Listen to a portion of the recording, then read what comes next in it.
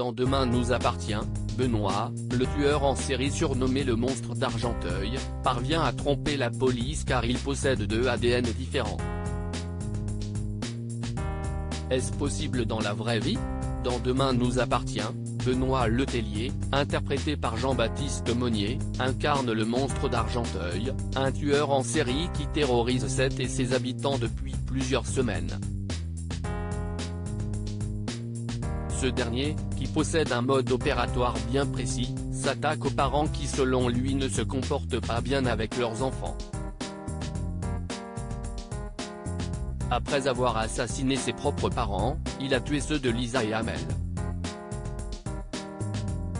La policière l'a séquestré pour le faire avouer mais Benoît s'en est sorti et nargue la police.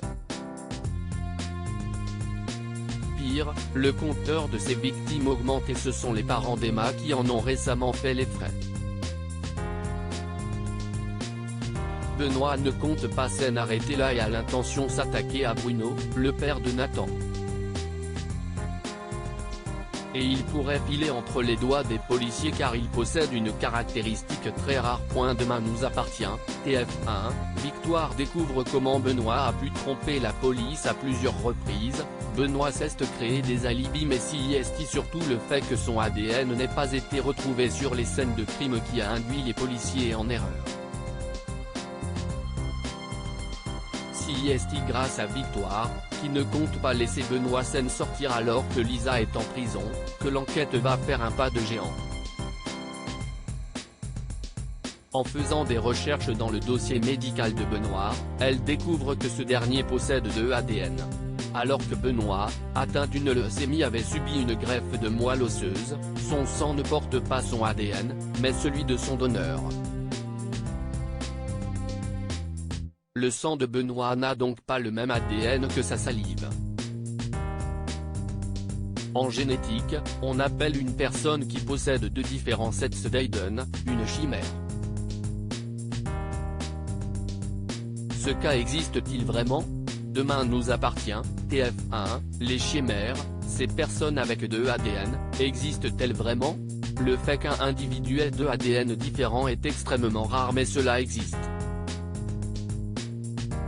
Si la biologie nous a appris que ce qui caractérise l'être humain est le caractère unique de son ADN, les scientifiques se sont aperçus que de rares individus possédaient deux ADN.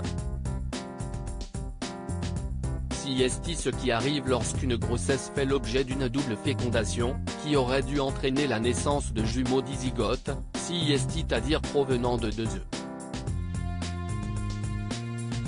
Durant la gestation, les deux embryons fusionnent et un seul se développe. Le fœtus poursuit sa croissance avec un génotype, tandis que l'autre génotype, qui est différent et similaire à celui d'un autre parent, reste caché.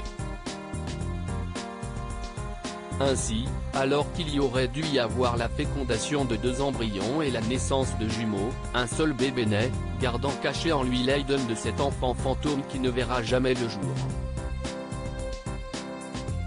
Ce mélange génétique ne semble pas avoir d'incidence sur la santé.